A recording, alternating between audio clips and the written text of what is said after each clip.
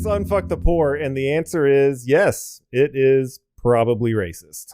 Today is a great episode. I'm joined by a man I've been friends with for nearly 5 years. Do you want to introduce yourself? Yes, my name is Kenny, assistant superintendent for a construction company. What does that mean? What do you do? I essentially am an adult babysitter. That's exactly what I say all the time. My job is to hold adults' hands. Yeah. I'm an adult hand holder. I walk the jobs, walk the different job sites. I make sure everybody's safe, wearing their hard hat and safety glasses, even though I don't have mine on most of the time. Oh, shit, you can't say that. OSHA doesn't listen. They don't got a wire. But I guarantee goddamn to you, someone will be like, oh, shit. Okay. This guy. I walk the jobs and he is always wearing PPE, by the way. Always. Never without making it. sure all the guys are being safe, making sure we're on schedule. You are probably the hardest working man on campus, if I'm honest. Thank you. I mean, honestly. Thank you. And not only that, you probably know campus better than most people that work there. I think so too. Yeah. I see you literally everywhere. Yeah. Yeah. Um, I have this walking app on my phone, and I usually average 8 miles a day. What is your highest mileage day? 14 miles. Holy shit. Yeah. My highest was 9.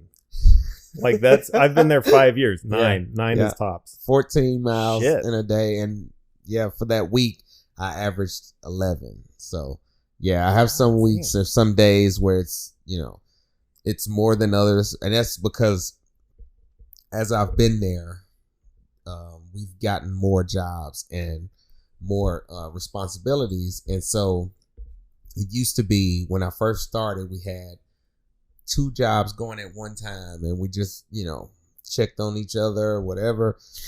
Right now we have about 5 or 6 projects going. And so, yeah, you guys got real busy. yeah, I'm the first person that everybody calls if they need something. Yep. And so, yeah, that is usually my responsibility to kind of go around, make sure everybody's good and take care of any problems that come up. To be fair, yeah, they shouldn't be calling anybody else. They should only be calling Kenny. Thank you. Because Kenny can get it done. There you go. But you're also being a little bit modest because listeners might recognize Kenny's voice from the podcast Sleepy Robinson, as well as Who's Cool? Kenny's Cool. Every episode is just Kenny showing up and high-fiving people. Those are not real podcasts, but Kenny knows what I mean by Sleepy Robinson. Nice. So Kenny and I have been working together for these past 5 or so years, and whenever we get together, our conversations go long. I don't think we've ever had a conversation last less than half an hour. I think you're right. And I've definitely talked through my lunch before. Yeah. You've definitely said, do you want to get lunch? And I've said yes. And then we don't eat lunch. Yep. We just talk. And we do work together. Kenny and I, we work for 2 different companies or organizations. We're different types of roles, but we're both in construction and we work at the same physical address. And Kenny gave you a rundown of what he does. And it's really not any different from what I do. I just work for the other organization. It doesn't matter. We're also on a weird brain wavelength, which is one of my favorite things about us. We always seem to be like pulling the same ideas and topics like from the ether, which I think to date, my favorite, weirdest one was fucking aliens. And also, like, when I joined a gym, you were like, shit, I just talked to my brother about joining a gym. Or was it your cousin? Or my brother. It's my brother. So Kenny and I are just aligned in kind of this odd way. And we're going to start off, Kenny, we're going to start off deep. All right. I'm going to share the moment that I think you and I became a lot closer, and that was before you share that. Do you remember the first time we talked? I think I remember the first time we talked. Shit, I think I remember the first time I met you. Okay, maybe this is it. Maybe was it in Children's? Yep. I had a broom in my hand because I was sweeping in the stairway. Okay, you tell me this story, and I'll tell you my story. So I think this is the first time we talked. You were coming down the stairs. I was on stair 6, on the 10th floor, coming down from the 11th floor, and you were gonna come down and I guess go out and catch the elevator. And you said to me, you go, man, every time I see you, you're working hard, and you like even something like this, you're just sweeping right here in the hall, but you do it with so much pride. At the time, I was not an assistant superintendent. I was simply a laborer. You were a day laborer. A day laborer. Yeah. They hired me to come in for a week to help them clean up water because somebody had turned on a water spigot. That is one of my favorite stories. But go ahead. That's why I got hired. But at the end of the week, they asked me if I wanted to come back. I said sure. Then after the end of that week, they asked me if I wanted to come back. Eventually they stopped asking, and I stopped asking, and I just kept coming back, and they, hired me. And so, 5-6 years later, here we are, and got a different position and stuff now. Different company too. A different company, yeah. And but I still remember that you saying that, and I was proud of that, and that it was something that you recognizing that, it made me like, okay, I want to know who this guy is, and it's, from there we just. And the reason I said that is because in construction you deal with a lot of day labor, and there's this expectation with day labor, like, and we know what y'all are paid. You're not day labor anymore, but we know what the day laborers get. We know what all the laborers get. Every worker on campus, we know how much they're making because we have to review all the pay apps and stuff. And there's like this expectation between the contractor and I don't want to say us as the organization, but it's like you expect them to come to work and just basically do whatever you say, and like that's it. Like I'm having a really hard time not using like.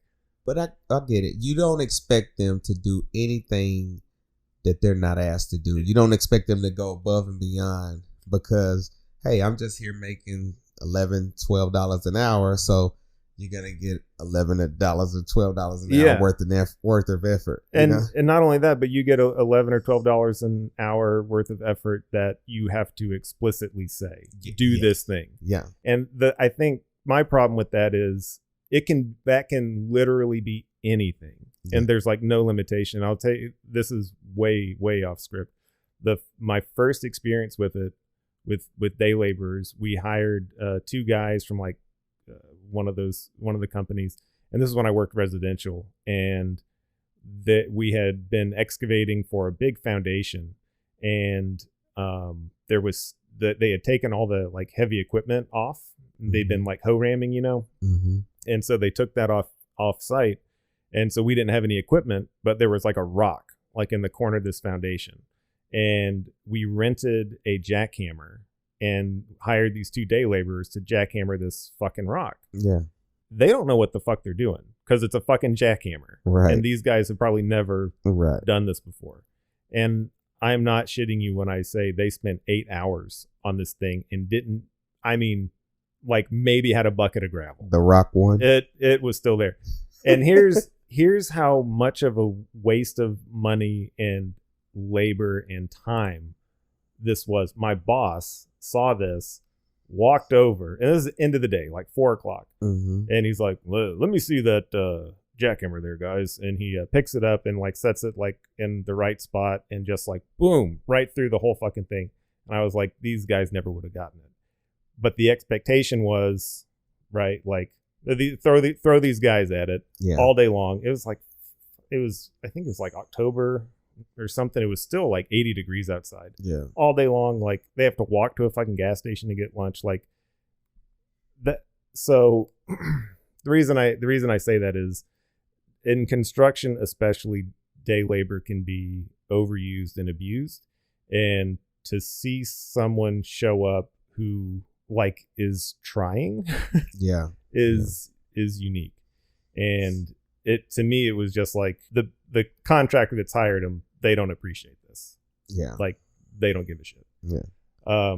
And I gave a shit because I've seen like the worst. I've seen, you're probably the best I've ever seen, like as far as day labor goes. Thank and you. I mean, it's not just like that positive attitude. Like, yep, I'm going to go in and God damn it, they're paying $11 an hour, but I'm going to sweep like it's 22, right? Like it's not, Yeah. it's not that. It's like you approach a job and a task like, this is my job. Like this is what I'm, and I don't know, that's way off topic, but I do remember that now that you say that, and you really did. I don't know. It really stuck out in my head. No, I remember the first time that I recall meeting you. Okay. You were operating the buck hoist. Okay. Yeah. And I think because this is when I very first started, and we used to walk the job site all the time with like the bigwigs. Mm-hmm. And I remember it was me and my boss and his boss's boss and like people from the leadership team. And it was me and you in the corner of this elevator. Yeah. Going, and it was like, it was fucking cold. It was like February or March or something. Yeah.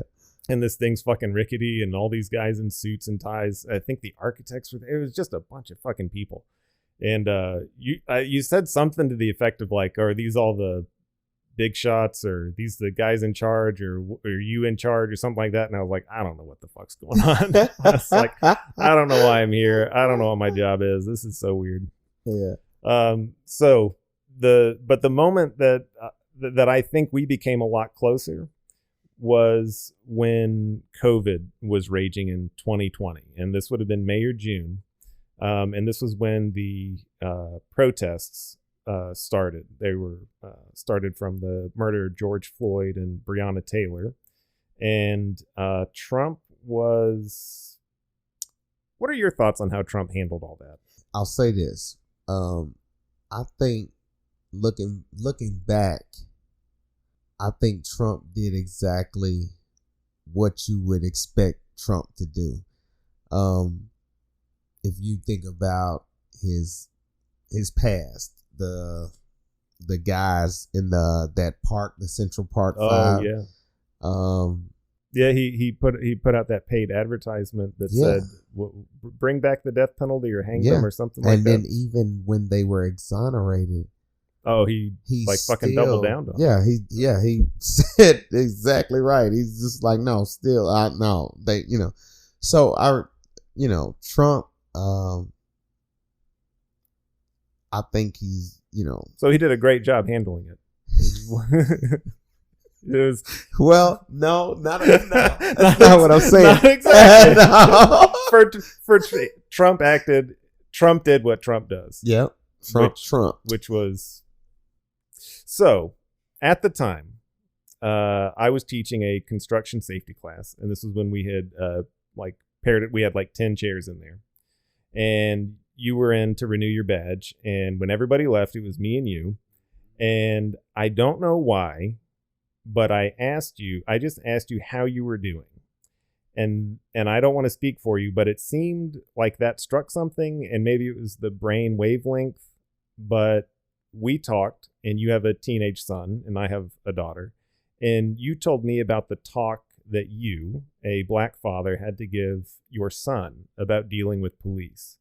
And this was like the day, like the conversation where I was like, Kenny and I have been like friends, but I feel like now, like we have shared something, like we have shared something deep that now we understand each other better, or at least I felt like I understood you a lot better. And I was wondering if you would mind to tell me again, and just in your own words, tell me about the talk, because I don't think so. The talk is, as a black man in America, I think the talk is had by all of us, all black folk, when son. And it's mostly, I think it's, the talk will, be for the your boys and your girls, but mainly you want to have the talk with your boys at an early time to, tell them how to deal with police, how to deal with anything that comes up, especially when it's regarding race or anything like that. And so I just know, I remember having the talk, and one of the things I remember my mom saying is telling me that my responsibility is to come home. My responsibility is to make it back home. So that is, how old were you? Probably 13 or 14. Fuck. Yeah. But it's like, what she meant by that is, if you're in a situation, if you're out, if you're away from home and you dealing with police or you get pulled over or whatever, do or say, or, say or do whatever it is you have to do to get home. So that means, even if it means not saying anything, don't move too fast. Don't say, don't raise your voice. Be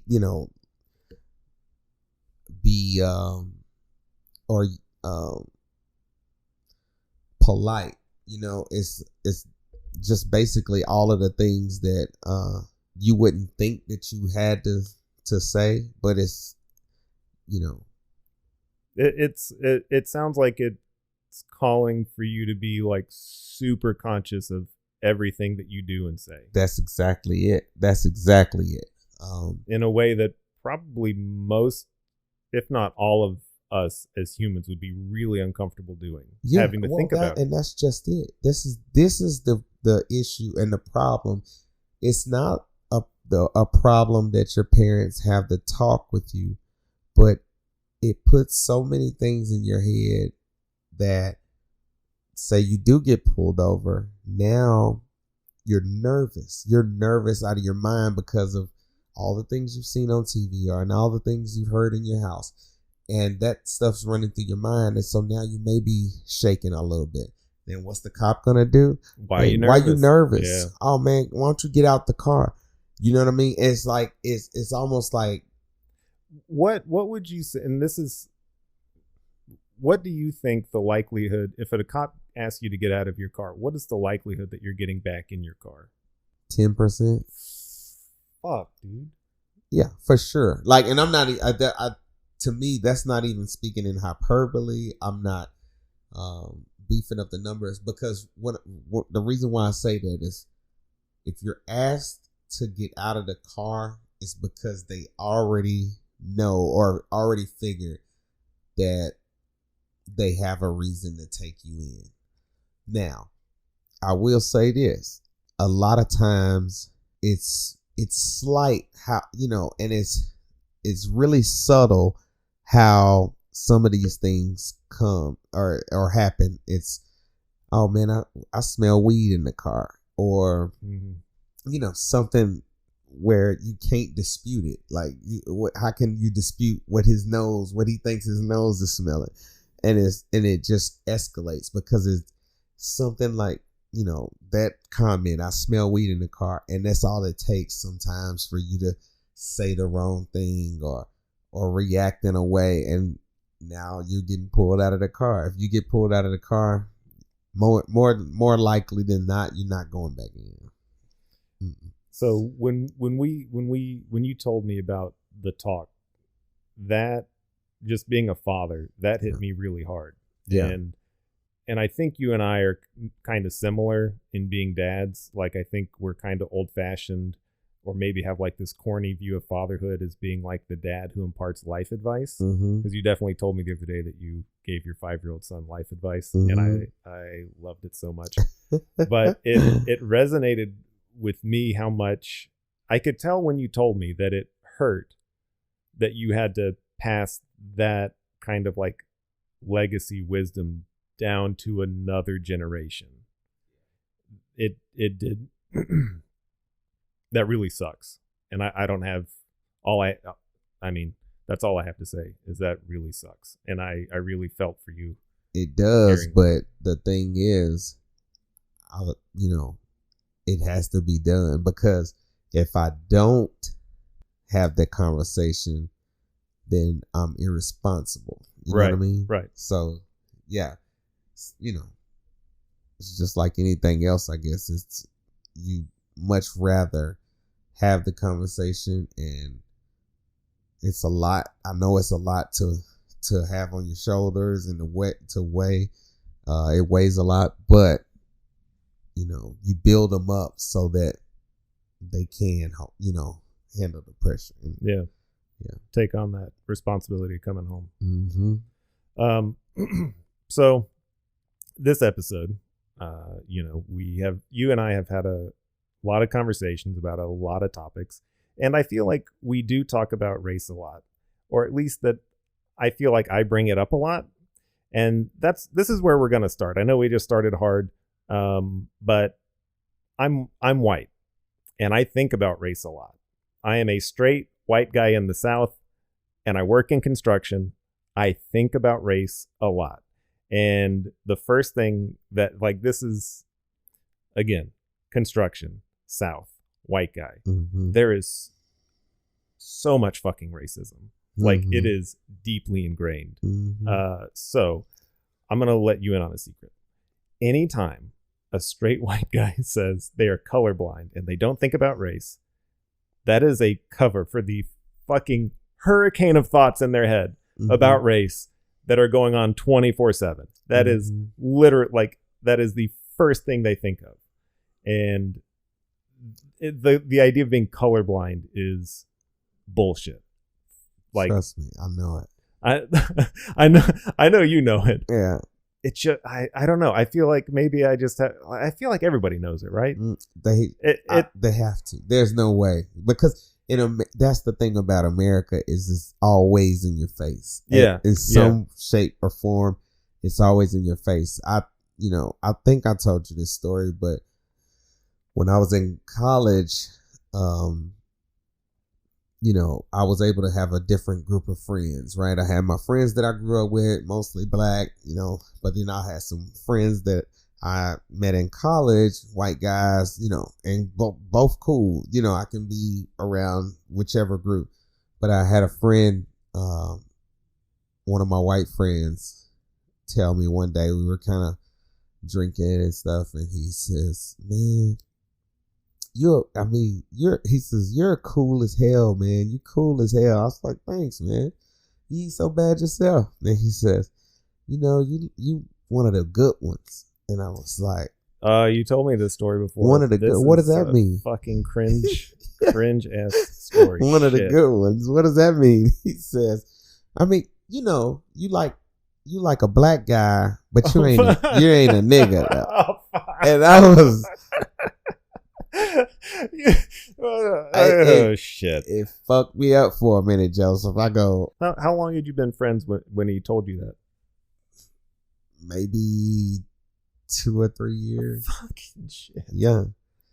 That is a great way to end a black guy, but you ain't a nigga. That is a great way to end a friendship right there. Yeah. But when he said it, I'll tell you what I said. I go, what does that mean to you? What are you talking about? And you put him on the spot? Yeah. Oh yeah. He says, "Well, it's like when I see you, I don't see color, because he says, I'm colorblind." And that's when I looked at him, I go, "How?" I said, "Every time I look at you, I see a white boy. Every time." I said, "Now, I don't treat you any different because you're a white guy, but I see that you're white. So I want you to see that I'm black, Yeah. Like, I don't want you to look at me like I'm clear. You know what I mean? Like, but so there's with I think 2020 COVID, I think white people got really, I think a lot of white liberals didn't really know what to do with themselves. Like, they didn't know how to be an ally. And I don't either. I just hang out. That's what I do. Yeah. But it really seemed like white people were taking this like extreme route of like, okay, well, obviously you have to acknowledge race, but that also means like, you know, if you see a black person, you have to understand that their entire worldview has been, you know, impacted by being black, and they've been through this and this. And it's like, well, hold on.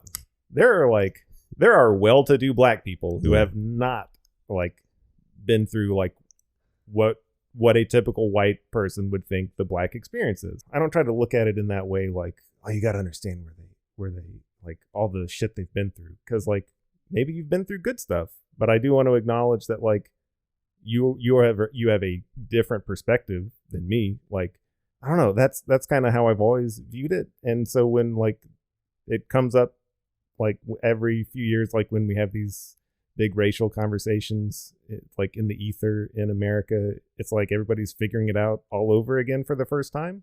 Yeah. And I'm like, this is you don't have to reinvent the wheel every time. Like if you just stop being a dick, right? Like if you talk to people, like, I don't know, did that make sense? Did I sound like an asshole? No, I get it.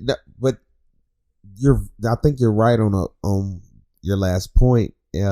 It's conversation. Yeah. It's a continuous conversation that I think that's the only way that all of this gets put behind us and we move forward. It's just a conversation.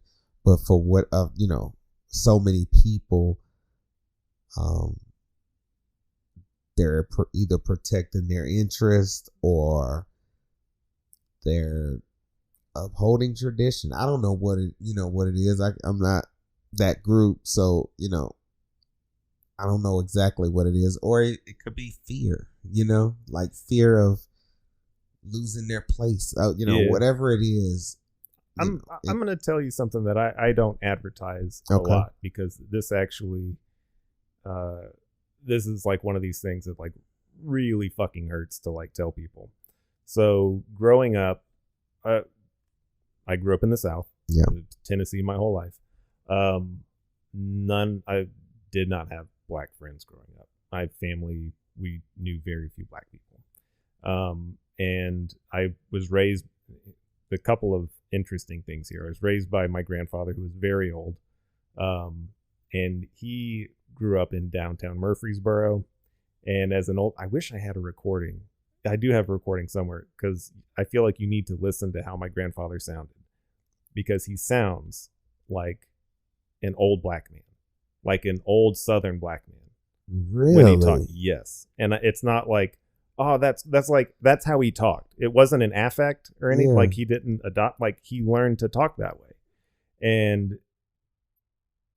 But his father owned property in Murfreesboro, and he bought property in Murfreesboro. And growing up, we had like almost like a little island around us, because he owned the house next door, he owned our house, he owned a vacant lot, he owned vacant lots across the street. And when I was a kid, I was like, oh, my grandfather just invested in property and stuff. Well, after he died, I don't know, man, I think my grandmother lost it a little bit.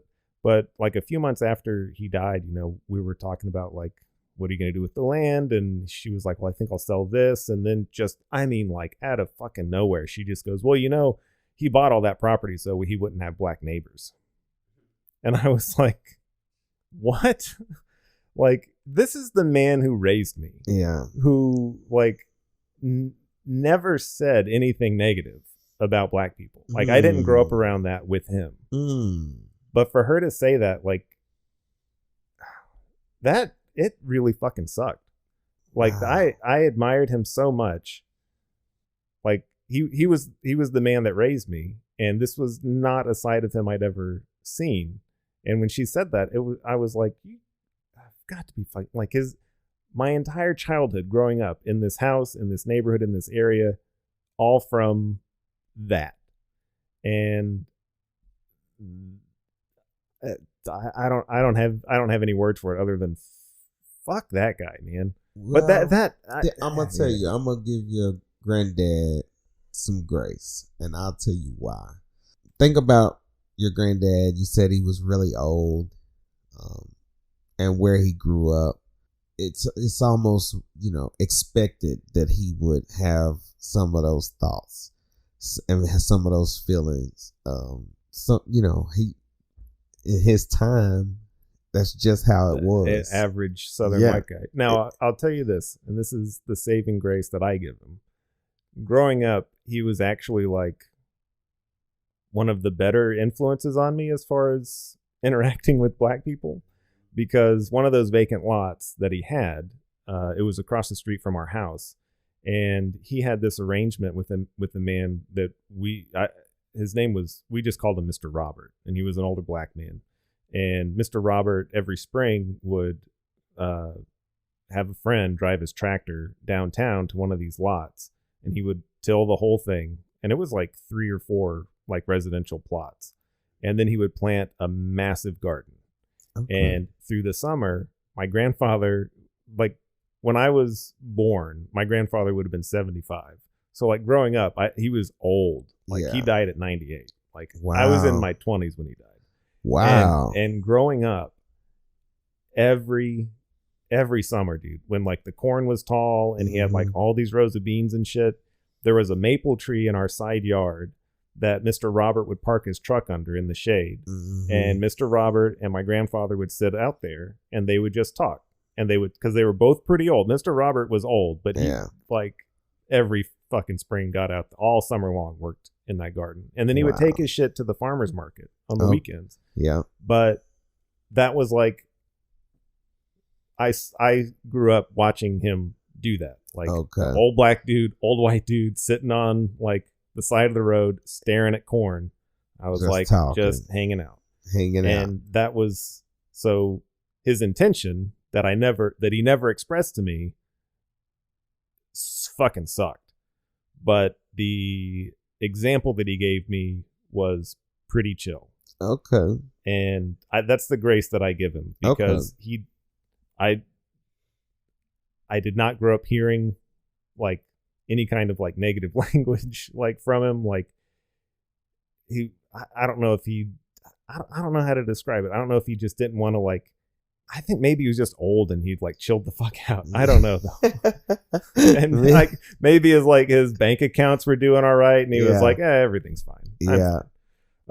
So all that being said, I'm your white friend Joe, and every time I have a question about race, I come to you. Yeah. That's maybe a little weird, Kenny, but it's time to play that game. All right. Is it racist?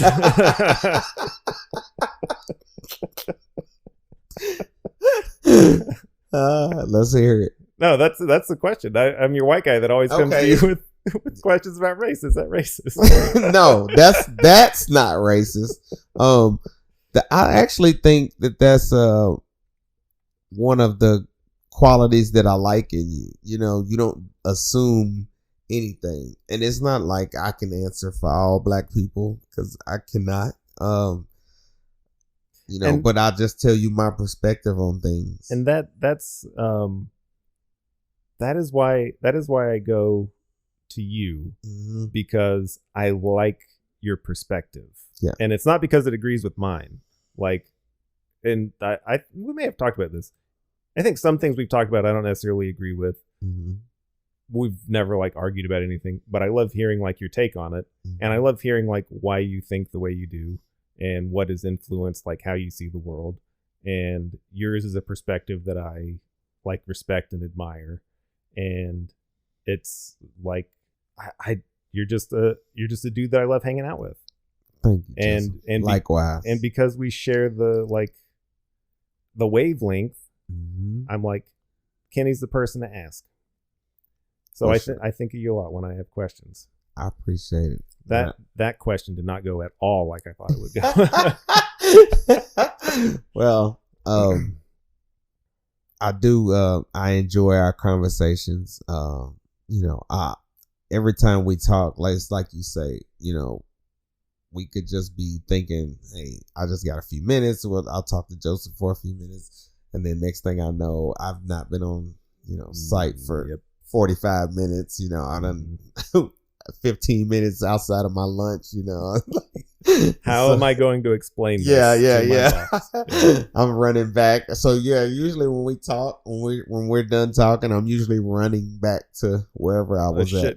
I always get my phone out and Yeah. like pretend to be like, like looking up shit. Like, where was I supposed to go? Oh yeah. I gotta take a picture of this. I gotta send that back. Say. So this next part, I've not, ever since we talked about it, I have done a horrible job relaying it to other people and also recollecting it with you. So I'm hoping you can like give me some guidance on it. And it is how it is the impact or the history or the influence of slavery and like historic systemic racism, and sort of how that does or does not impact you today. Because what I got from our conversation, this was months ago, was that you don't dwell on that. You don't attribute like the negative things in your life to that. And that's not your focus, like in the grand scheme of things. Right. And the other thing that I got from it is like, oh, that's absolute. White people should absolutely be attentive to these things and understand how this affects black people at large. Mm-hmm. But I'm going to live my life. Yeah. I mean, and yeah, you summed it up perfectly. In regards to the past, slavery, any other thing that happened that's really, I guess bad, or,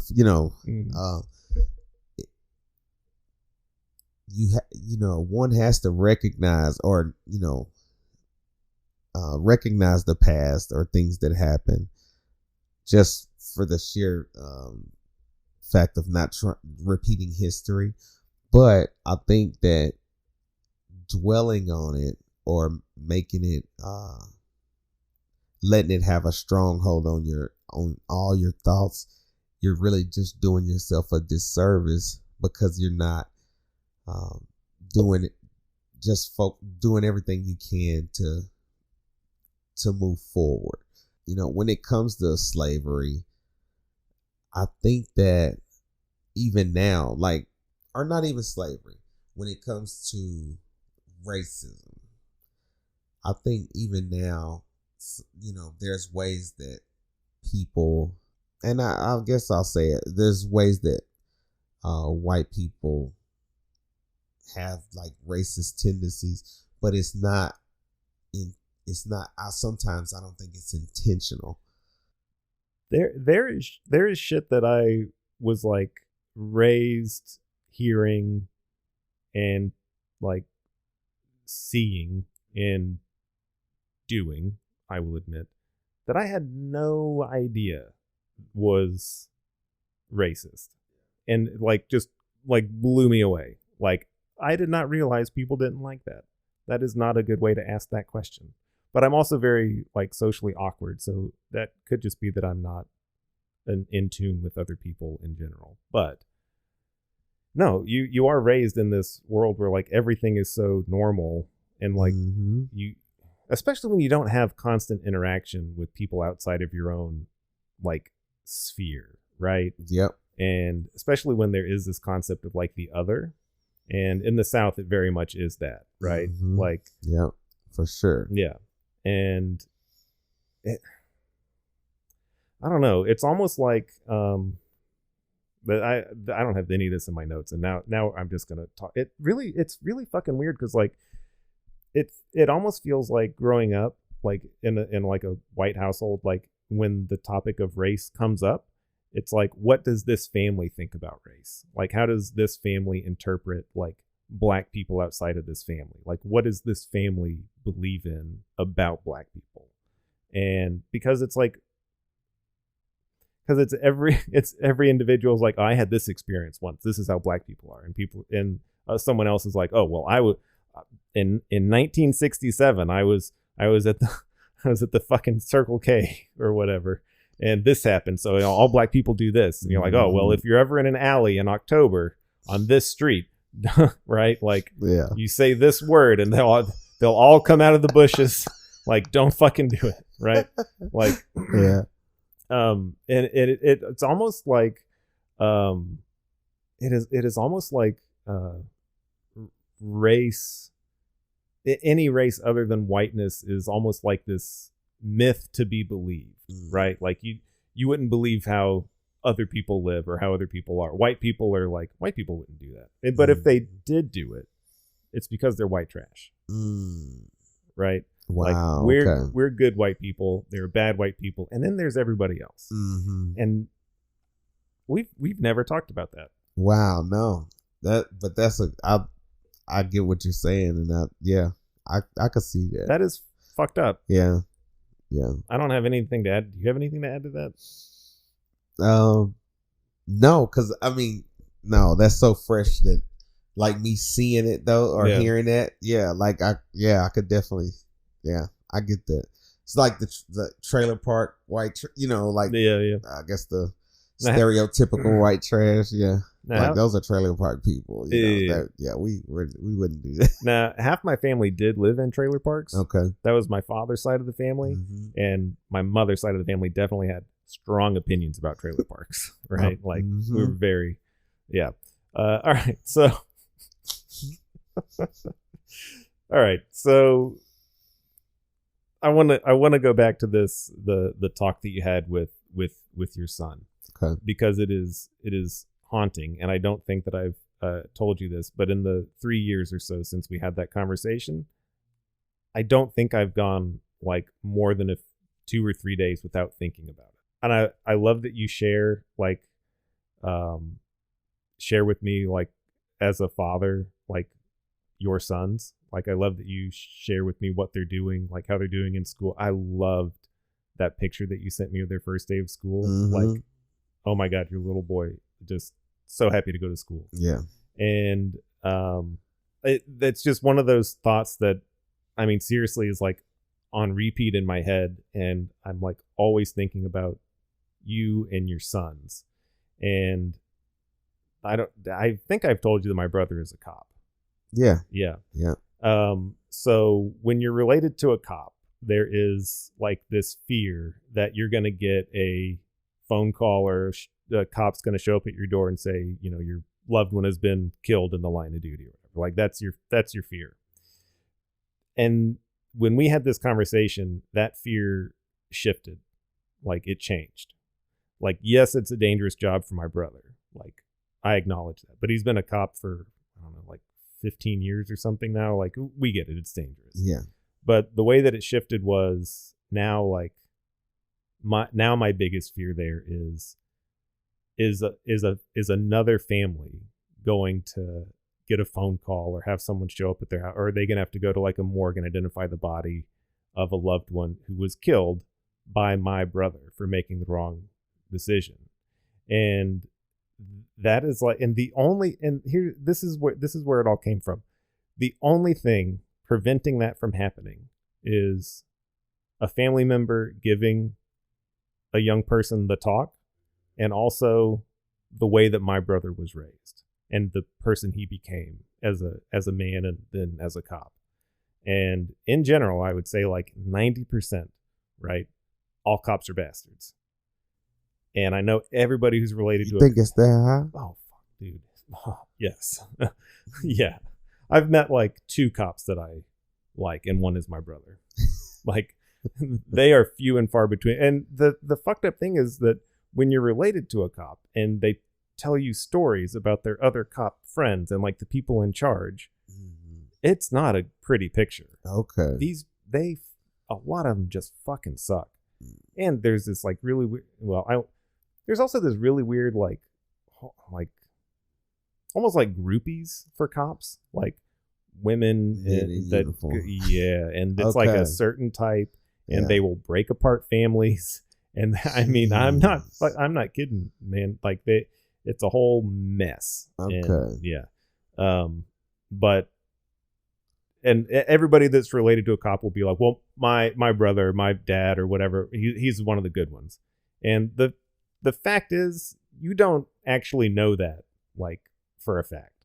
I feel like there is very little difference between going to a domestic violence call at a black home versus a white home.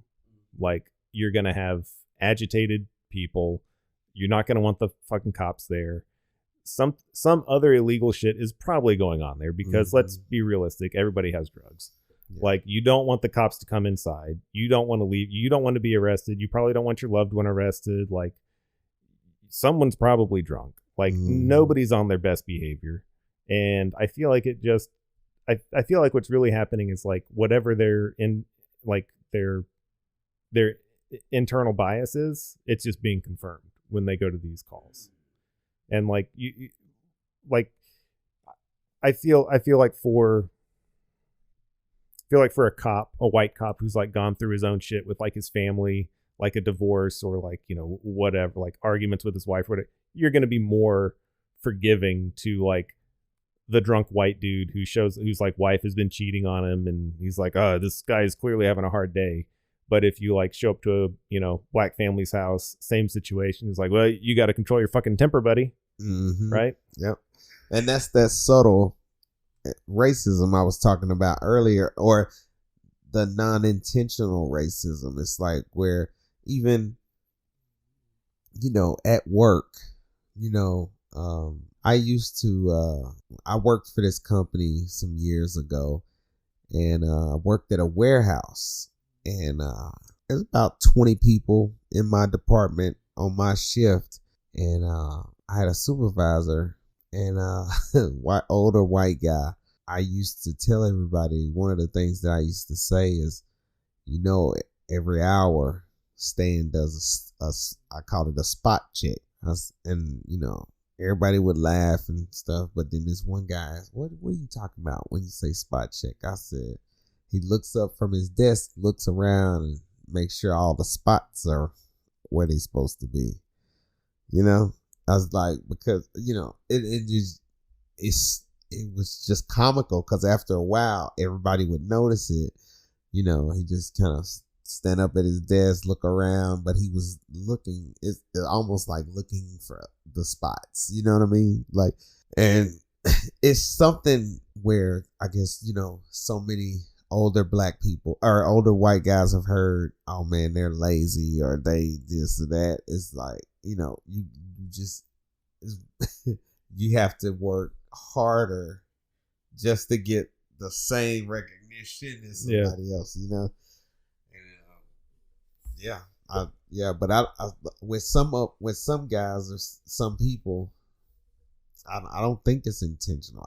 But I think it's just because it's been, you know, put in your head or, you know, put in front of you for so long, it just becomes a force of habit, you know. And it is really hard to break or escape that implicit bias. That's what it's called.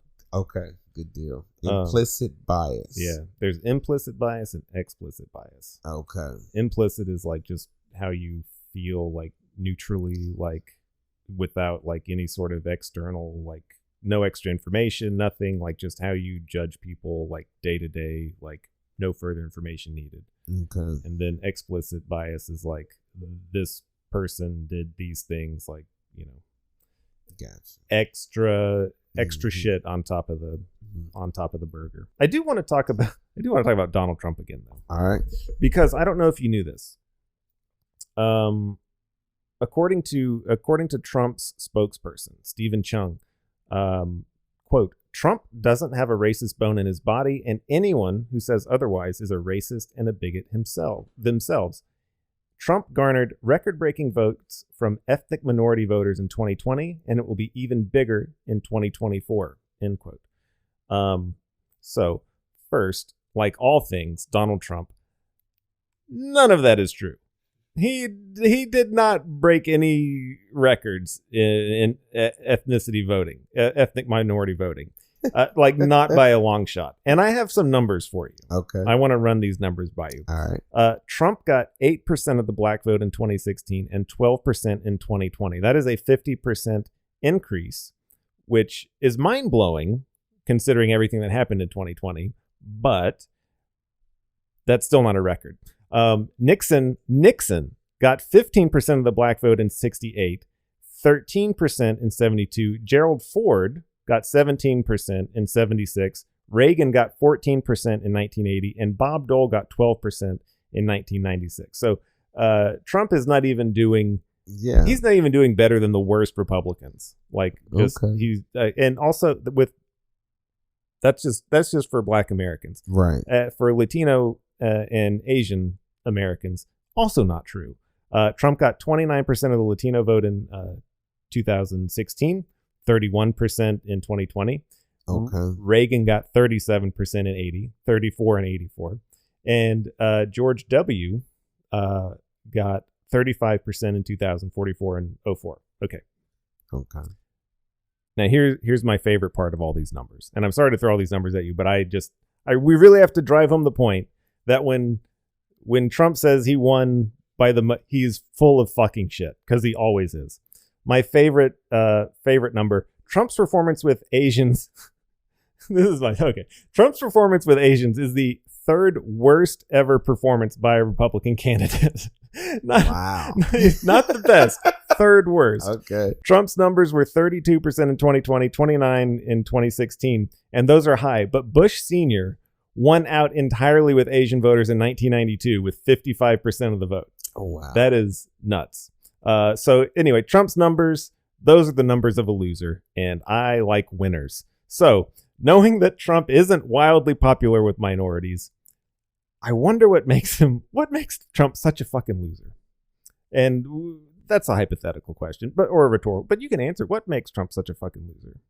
Well, I'll say this. I think Trump is not as racist as he is classist. I think you might be onto something. See, I think the thing about Trump, what helped him win is he made poor white guys think that he gave a fuck about them. Yep. And that's the thing. I compiled some greatest hits of Trump's. All right, let's do it. So I hope I don't want you to take your words back. Okay. But I do want you to reconsider that Trump might be a little bit more racist. All right, I'm here. I can be convinced, but I think he's more classist than racist. I do agree with you, though. Because rich black guys. Now, I'll say this: when I say he's more classist than racist, I'm not saying that he's not racist at all, but because I for sure think that he thinks black people are lesser than, but when it comes to rich, like black, he can have them around, he can tolerate them, but it ain't real friendship. I don't think he's got any real, like, people that he considers like real friends. He may use them at some point, or need them around or whatever, but Trump, I think, got poor white people to think that he cared about them, and they fell hook, line, and sinker for the and they continue to give him money. Yeah, I mean, he don't give up, man. No. If it ain't green, Trump don't care. That's what I believe.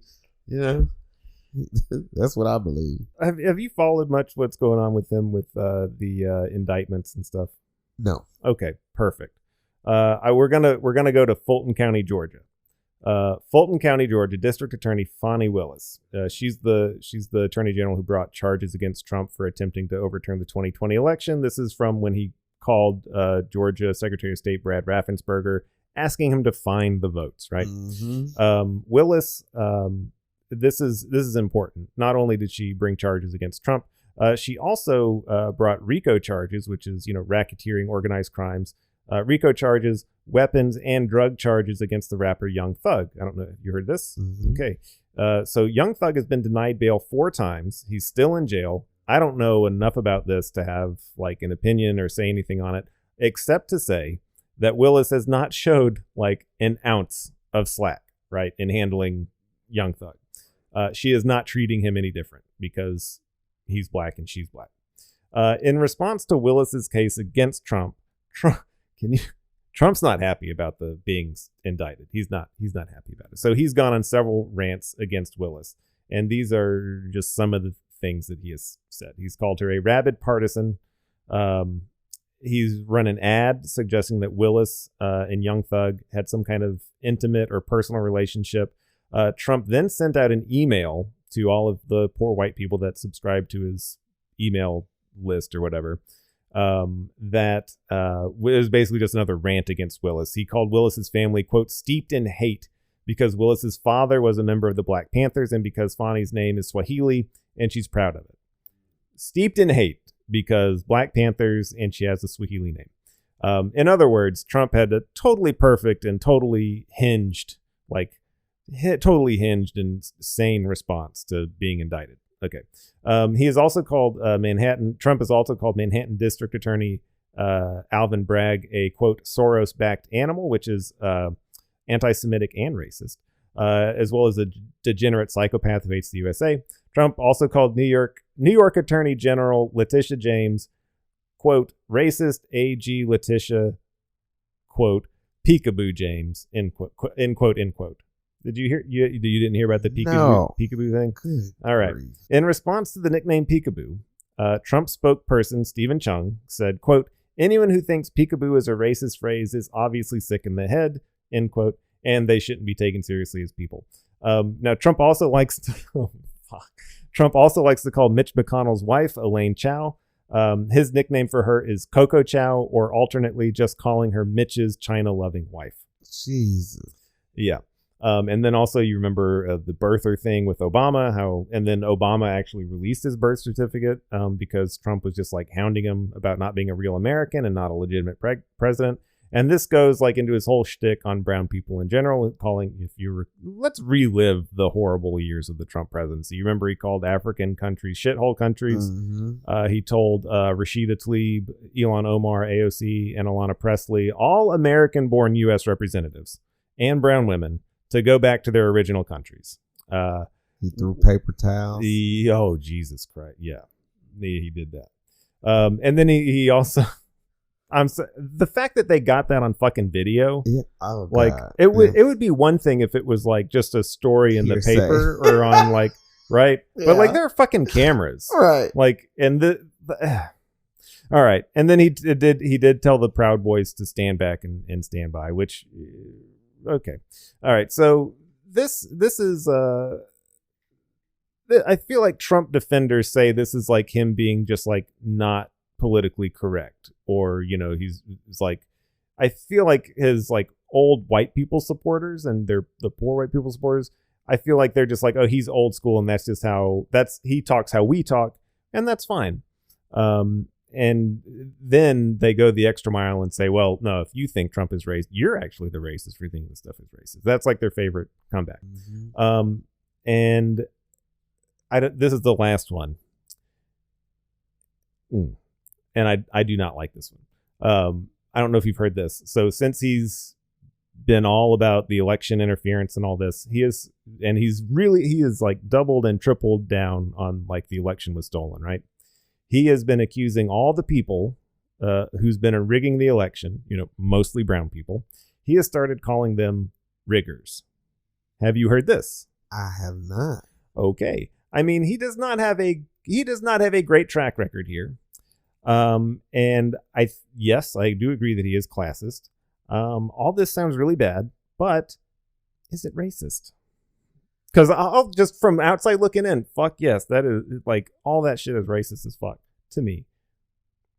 Okay, what's the definition of racist? What an excellent question, Kenny, and I really have to think about it. So when I hear it and when I think it, when I think that about someone, it really does feel like there has to be intent behind it, and I think that might go to what you were saying earlier about the like growing up believing things or thinking things and not even knowing that you're around it.